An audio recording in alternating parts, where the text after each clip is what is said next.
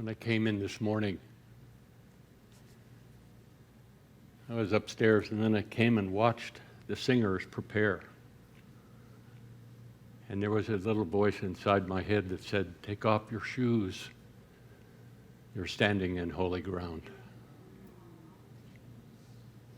What you have created here is a miracle in and of itself, where we come together as family, a spiritual family, where we're safe, where we're loved,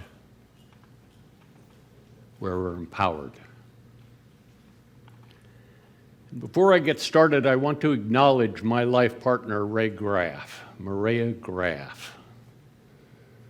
She texted me this morning, she texted me last night, she said, "I want you to know that I am with you." And I want to take this moment to acknowledge her and tell her thank you. And she said, "You've got to button your coat and move away from the podium so they can see this."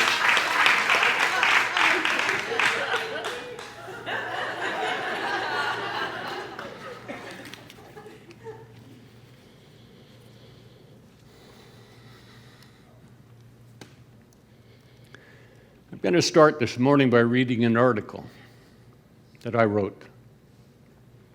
It was for the International New Thought Alliance for their quarterly publication.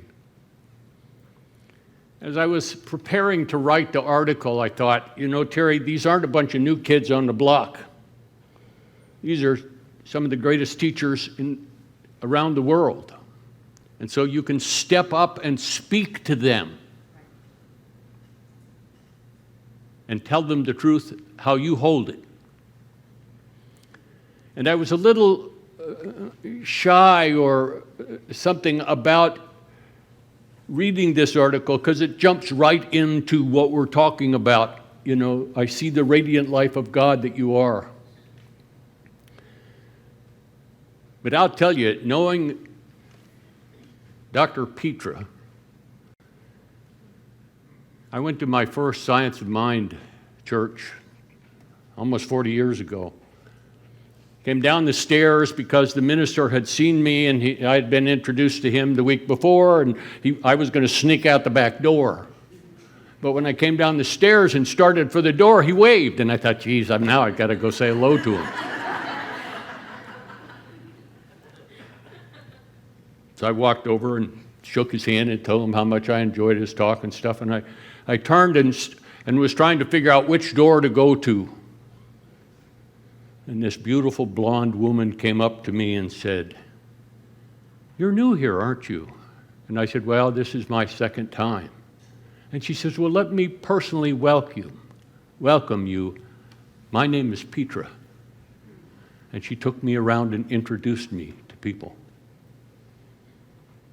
I watched this woman grow. I was there when she started taking classes. Her vision of what she was going to bring to her people, her congregation, those that she could touch. And here you are.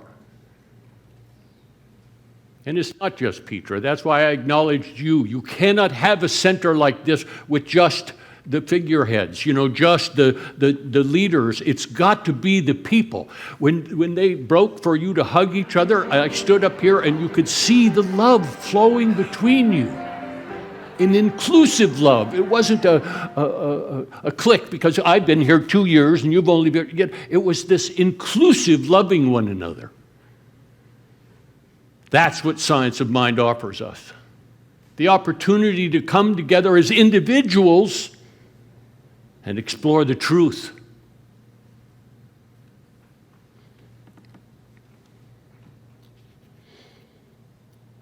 This is the article. New Thought and the promise within its teachings was my only hope of taking control of some of the circumstances in my life.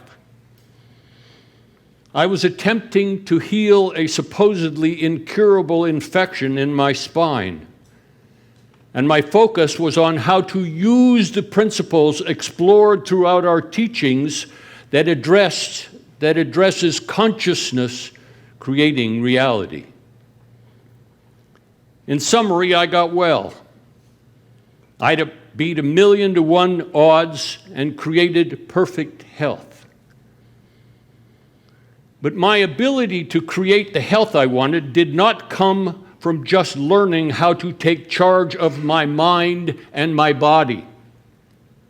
My miracle of healing really came from the realizing my spiritual nature, because it was the truth of my spiritual nature that allowed me to address my human circumstances with divine authority. And coming to terms with my divine self was not an easy task, because I had my spiritual identity tied to human characteristics.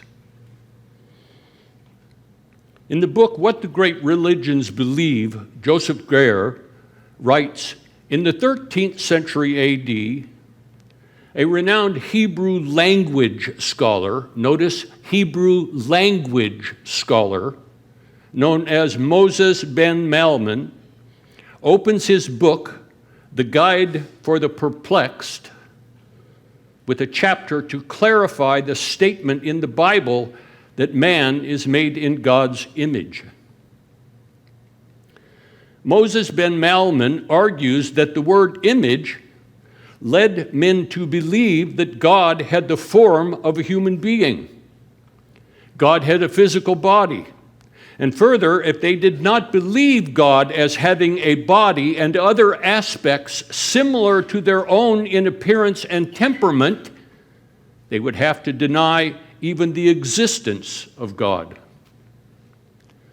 What he says, what followed was that we made God in man's image.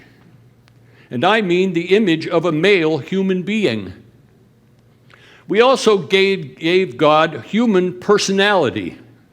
We gave God a human personality with likes, dislikes, and a list of things one must do to be in good favor with him. And within these ideas was the threat that if you did not agree with their interpretation, you would incur another of God's personality traits, his wrath. Even in New Thought, we perpetuate the idea of God having human traits. We have our own list. God is good. God is love. God is peace. God is health. And of course we have God is not. God is not fear. God is not confusion, and so on. For me, the problem of these godlike human characteristics was that I was afraid. I was angry. I was confused. And I was sick. And what came up was, how could I begin to identify with my divine nature when I was so far from the perfection of God? So naturally, I get involved with the enough concepts, the ideas and studies of the things that might need to be fixed before anyone could claim their wholeness and divine authority. And although I did find valuable information and insights in this search, I also got a longer list of what I needed to do to be holy. But as I practiced the disciplines and the rituals that we are exploring in our New Thought movement, such as affirmation, denial, affirmative prayer, spiritual mind treatment, meditation, and others, I began to have an experience that the wholeness, the wonder I was seeking about my own existence, was not something I could achieve by doing something enough. My spiritual identity was not something I could earn or attain. It was something I just needed to accept. I want you to get that. I began to have an experience that the wholeness and wonder I was seeking about my own existence was not something I could achieve by doing something enough. My spiritual identity was not something I could earn or attain. It was something I just needed to accept. There may be people in your life or old beliefs that lead you to think that you are not the living Christ, the physical incarnation of the divine, or what Jesus was referring to by saying, "You are the sons and daughters of the Most High." But you do not have to believe those ideas anymore. So how does one begin to accept the truth that Jesus said would set you free? In the book Jonathan Livingston Seagull, the path is expressed simply as, you begin by knowing you've already arrived. The foundation for our great teachings that we call Science of Mind is that you're already holy. There's nothing you need to do. You don't have to forgive enough, let go enough, be willing enough, or any of the enough models. Because as soon as you do one of those, they write another book about the newest enough models. And we get busy with our rituals. We hold our palms up so we can be receptive. Although if you God, you seek us within, who are you receiving from? Don't ask. Okay, I got my palms up so I can be receptive. I breathe in through my nose, out through my mouth. I raise my kundalini energy. We're so busy doing all that stuff, we forget that you're already holy. You are already the crowning achievement of the living God. That's the foundation for our teachings. It's the foundation for our prayer work, spiritual mind treatment. There's one divine presence, and that divine presence and I are one. It's something that you and I need to accept. And I know it can be challenging. I remember laying in the hospital, going to the bathroom in a plastic bag with tubes running out of my body, and the doctor saying, "You're never going to get well. You're going to live in a wheelchair the rest of your life. You're going to go to the bathroom. You're going to lose the control of your bowels and your bladder. And you're probably going to be sexually impotent." That was the one that really got my attention. It was hard to lay there in bed and say, "I am the living Christ." I didn't even know if you could say things like that without bolts of lightning coming in. But I'll tell you, that is the truth that sets us free. This is what Ernest talks about. What allows you to walk on this planet with one having authority so you can use the tools of affirmation and focus and choice of destination and how to use your imagination and take charge of the image-making part of the mind. What allows you to move into using those kinds of tools is the idea that I'm holy. I'm God expressing uniquely as me. Ernest is real clear. You're God expressing uniquely as woman. Right now, you don't have to do anything to be that. That's who you are. You're God expressing uniquely as man. And from that, we move into human existence as one having authority. That's what allows us to talk about making your dreams come true. That's what allows us to understand what Ernest says, never take no for an answer, for the law knows only to agree, and it will present you with bondage just as easy as it will freedom. But the knowledge that we can change what has been bondage into a new freedom is in fact the truth that sets us free. That's what we have here. That's that enthusiasm. Enthusiasm, full of spirit. That's what that means. What would it take for you and I to move from here today knowing that we're God-informed? It doesn't mean everything's going to be perfect from here on out. I still have challenges. Petra would probably tell you she has challenges. I know her. She speaks from her heart, her truth. It's not some academic thing she learned somewhere. But here together, you feel it when you walk in this room that you're here with family. Here you're loved. Here you're accepted.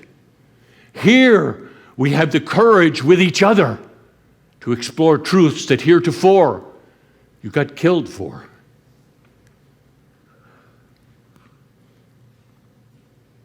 I want to read you what Ernest says on page 169 of Living the Science of Mind. And I invite you, this morning to close your eyes and listen with your heart. Here today, you can accept the truth of what this speaks about. Here today, we can stand on the shoulders of those who came before us and finally be free of doubt. This is how Ernest puts it. The freedom, the power, the joy you seek already exists, and it exists in your perception of who you are. And for each of us to begin to realize the promise of divine life, we must personalize the attributes that heretofore we've given only to God. Hence, it is not enough to say that God is free, which of course is a true statement. But we must begin to make this freedom, this joy, this power personal. Here this morning with your spiritual family, hear what he's speaking about. Be willing to stand boldly in the truth of your own existence. For Ernest goes on to say, we must begin to accept that the freedom of God is my freedom. We must begin to accept that the power of God is my power. We must begin to accept that the mind of God is my mind, the strength of God is my strength, and the joy of God is my joy. For when we own this, when we feel these truths are true about us right in the pit of our own guts, we begin to move throughout our lives no longer with just faith in God. We move and act and feel with the faith of God. And from there, we can use these magnificent principles we teach, the tools we have been learning to create miracle after miracle after miracle, because we understand that our word carries power and divine authority. I invite you to open your eyes. This is what this center offers you. It offers you an opportunity to explore ideas and truths that heretofore were only given in the ancient mystery schools. The Magi that taught how to use these principles to create what in the old days was called magic, not sleight of hand, magic. It came from the Magi, the ancient Persian mystery schools, who were the three wise men that came to visit Jesus at his birth. They brought the idea that it's time we take these secret teachings that have been in the various mystery schools, we take them to humanity. And that's what's offered you here. To stand boldly in your own magnificence, to be able to not only say, I'm not my past, I'm not my prognosis, I'm not even my beliefs, to stand boldly and not just say I am not, but to claim just as boldly, I am God expressing uniquely as me. I am that essence.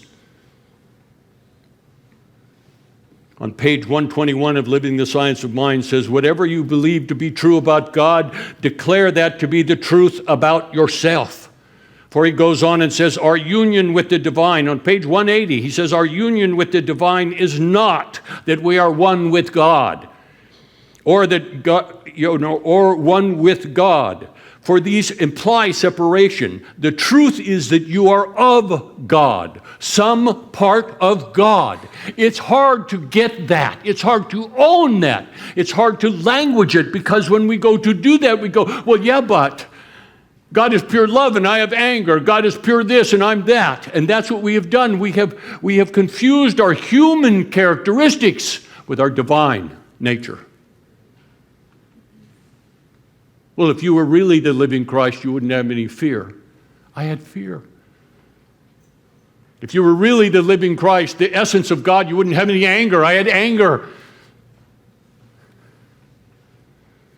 And then I found Science of Mind. that starts with the idea that you're already perfect. In that spiritual essence, says nothing about your results and how your consciousness is creating various realities. You're God expressing uniquely as you. And you can understand it. You can own it. You can live from there and walk into your existence with authority. It wasn't just the tools of focus, choice, and the various tools we can use that allowed me to create this perfect body. It's soon to be 76 years old. What allowed me to create this was that I got to come to my life from being the essence of God. I remember when I started to own this, when I was still sick. They sent me to see a psychiatrist who said, you need to accept your human limitations. If you come work with me, I can accept your human limitations. You need to accept the things that you cannot change, Terry. Suffering is the pathway to peace,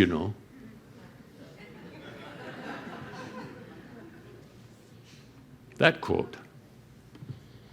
And when I looked at him and I said, I know what you guys believe.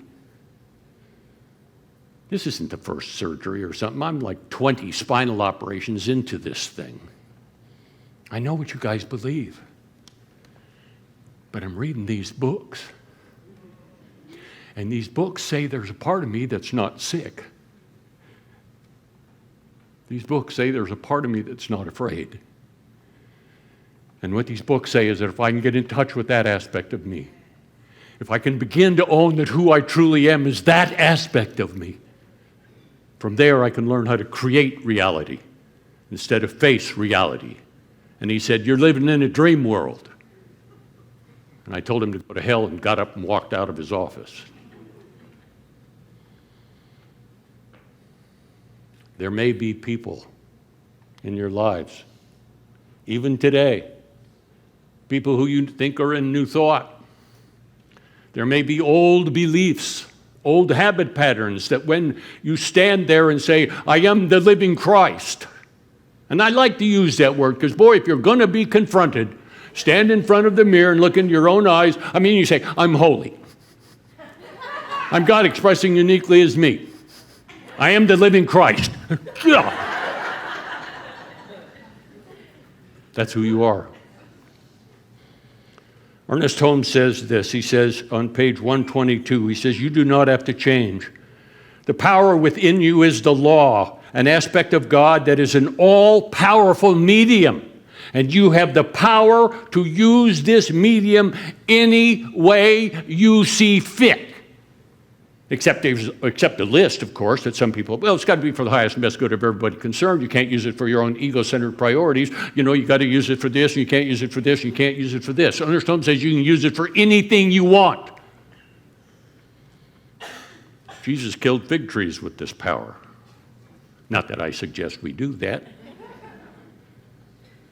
Where do you set your limits? Who have you listened to that says, well, you're holy as long as you do this list?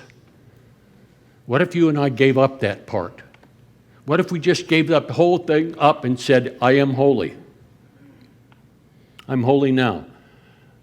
I'm a unique expression of this divine spark that runs through all of life. And I can know that. I can feel that. I can act and move and have my being from that. And that allows us to create reality. I'm not always on track. I hurt my back a couple of weeks ago, tweaked it. Woke up next morning, I was in a lot of low back pain, and I thought, I've done this before, and I worked on it to heal it, and it didn't heal. Then I worked on it some more, and it didn't heal. And then all the yeah buts came up. Oh my God, what if all these surgeries you've had for all these years are finally catching up with you? I'm not gonna, yeah, but what about this? And yeah, but what about that? But I stuck in there. Ray was telling me, she said, what I admired about you is you'd wake up in pain and you'd say, well, it's better today than it was yesterday. And she said, you weren't moving like it was, but you continued to speak to what you were moving to. I talk in my book. Many of you have read my book. I said somebody sent me a quote from this guy. It was on a little piece of paper, and it was from Dr. Ernest Holmes. I thought he was an MD. I didn't know about metaphysics, not from Ernest Holmes' point of view then. But what this little piece of paper said was, metaphysics is the conscious and practical application of spiritual thought force in the creation of solutions. This isn't about just dealing with your problems better. This philosophy, when you own who you are, you step into your life and create solutions.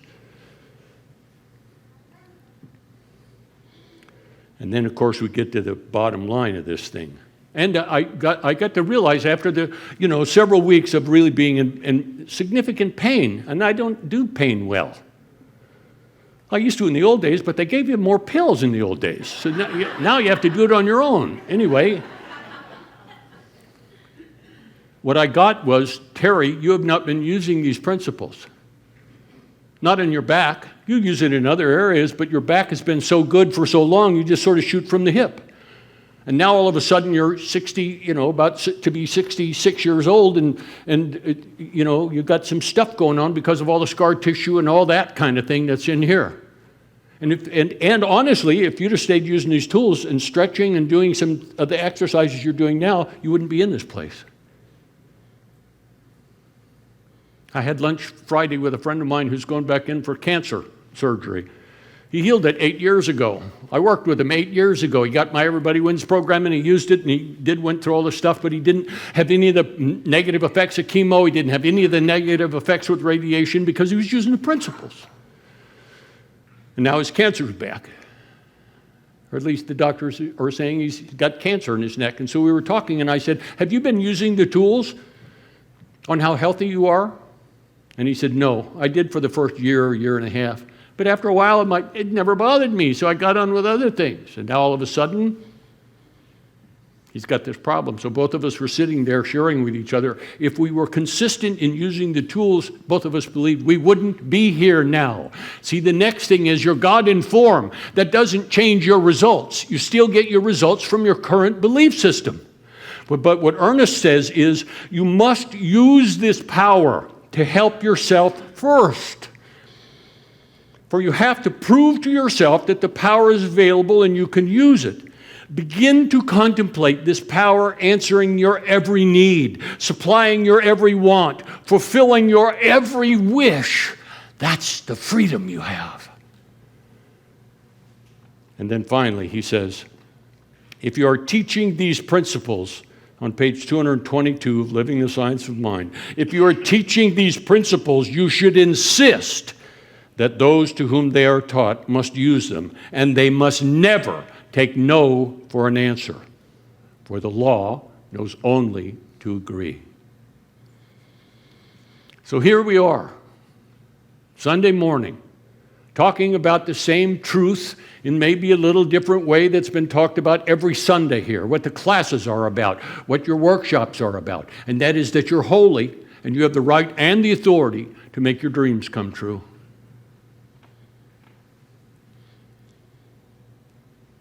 And Ernest on page 113 says, let us all accept the simple fact that the road to God is through the self, and that the pathway to an ever-increasing experience can be filled with joy.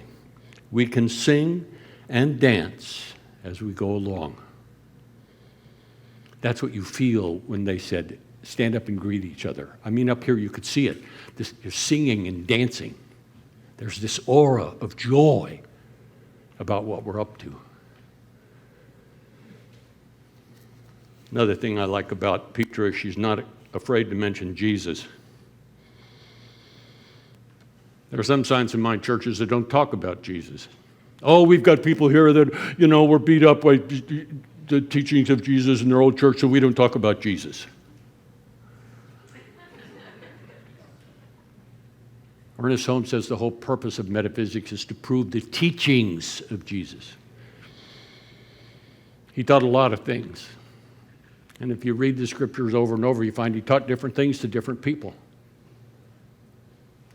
But when they asked him, why have you come? Why are you here? What's your purpose for being here? They did that twice. And the first time he said, I have come that my joy might be in you, and your joy might be full. The next time they asked him, why are you here? What is your purpose for being here, for coming into existence this time? And he said, I have come that you might have life and have it abundantly. That's the cornerstone of our teachings. Your God expressing uniquely as you, and you have the right and the authority to create a life filled with joy and abundance. And I invite you again to close your eyes.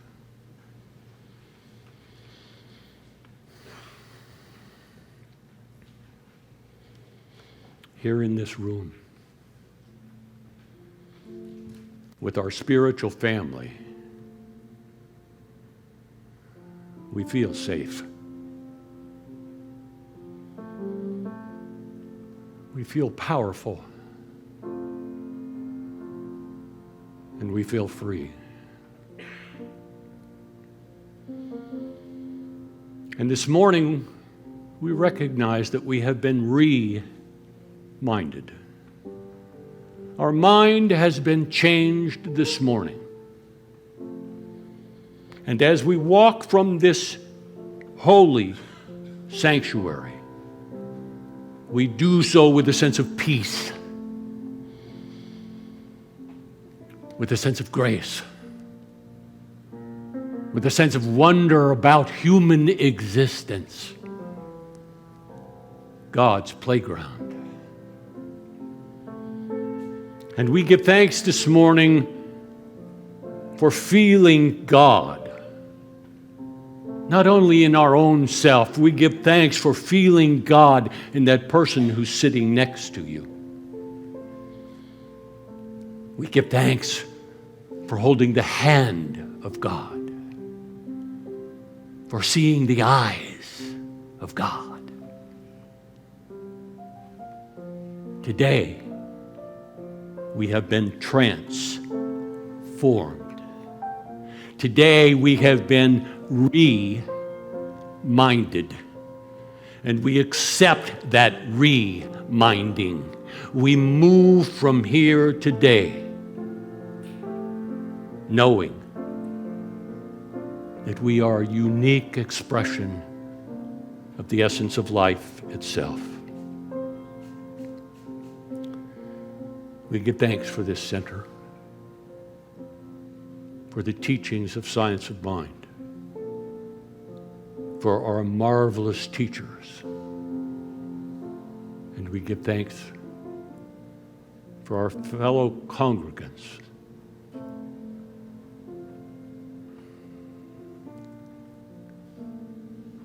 You are free. You are whole. And you are powerful. And that's just the way it is. Amen.